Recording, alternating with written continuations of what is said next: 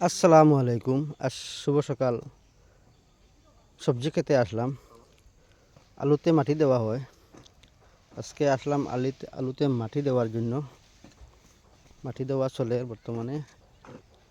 আলু ওই দেখেন আপনারা, ওইদিকে আরও আলু আছে। এখানে ধনিয়া পাতা, রসুন, পেঁয়াজ, লাই। এখানে আলু আছে দেখেন আপনারা। আর এখানেও আলু।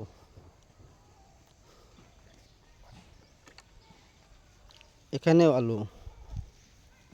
আজকে সম্পূর্ণ ভিডিও আমার সবজি ক্ষেতের আপনাদের সবাইকে দেখাবো। এখানে আলু লাগানো হয়েছে। একবার মাটি দেওয়া হয়েছে, এখন আরও একবার মাটি দেওয়া হবে। এইভাবে মাটি দেওয়া হবে। ওই দেখেন,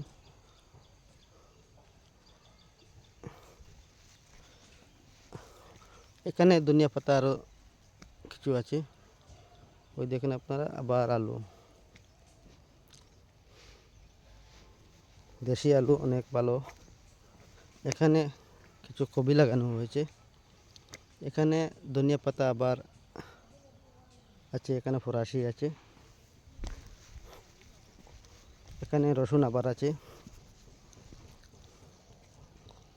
ওখানে পেঁয়াজ আছে, ও সামনে আরও পেঁয়াজ আছে। এখানে আবার আলু আছে, এটা ফারেক্কা আলু, এইমাত্র ফুটে উঠেছে। ওইখানে একটি ধনিয়া পাতার কাঁঠাল আছে, দেখেন অনেক লম্বা। কেমন হয়েছে আপনারা কমেন্টে বলবেন সবাই। ভিডিওটি পুরো দেখবেন, স্কিপ করবেন না, সবাইকে বলছি। আর এখানে এসে একটু ওই দেখেন, এখানে ফরাস ফুল এসে গেছে, ফরাসে ফুল এসে গেছে।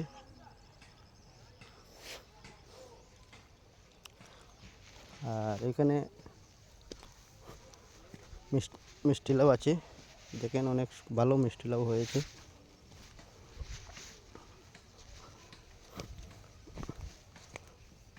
ওই সাইড ফরাস।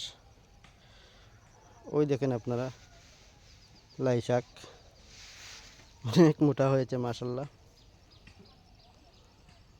অনেক মোটা হয়েছে। কার কার লাগে আসবেন।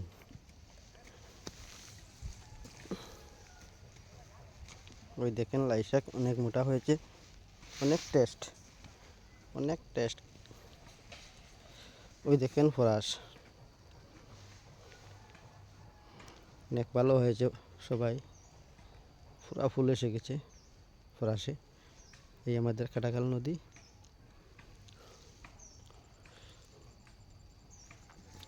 ওই দেখেন আপনারা, এখানে আছে তুঙ্কা, আমরা তুঙ্কা বলি, আপনারা কি বলেন?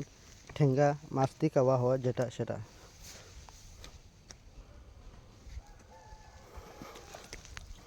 ও ফরাস পুরা ফুল এসে গেছে। ফরাসগুলা কেমন হয়েছে আপনারা বলবেন। আর ভিডিওটা বেশি লম্বা না করে এখানে শেষ করলাম।